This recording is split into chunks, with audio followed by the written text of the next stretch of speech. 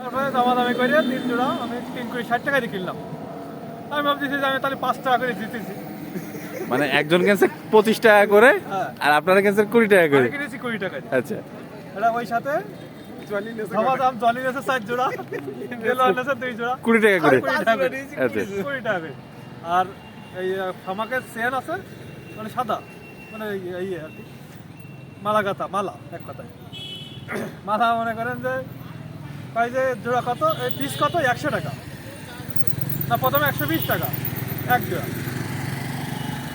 এক জোড়া এক এক পিস 120 টাকা। তারপরে আমি বললাম আমি 2 জোড়া নেবো, কয় টাকা হবে? হুম। 2 জোড়া আপনি যদি নেন তাহলে 200 টাকা দিয়ে। আমি দামাদামি করে 140 টাকা নিয়েছি।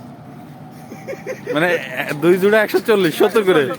আচ্ছা সেই জায়গায় আরো জনি আর 2 জোড়া নিলে। আচ্ছা। পরবর্তীতে মার্কেটে এসে দোকানে দেখি ওই মালা 20 টাকা 20 টাকা piece।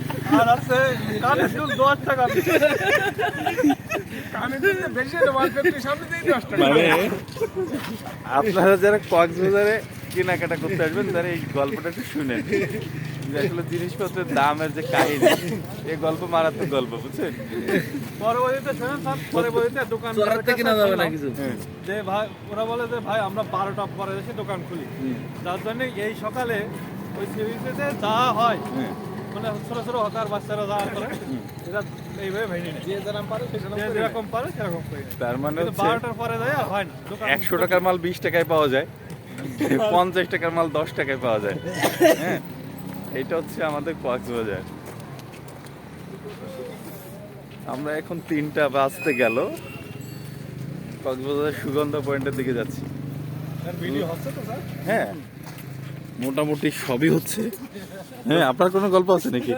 আমার গল্প তো সব একসাথে হয়ে গেল। একসাথে হয়ে গেছে না? আমু তো ওর মধ্যে আছে স্যার। গাছের গোড়ার গল্পটা একটু বলো না। গাছের গল্প কি?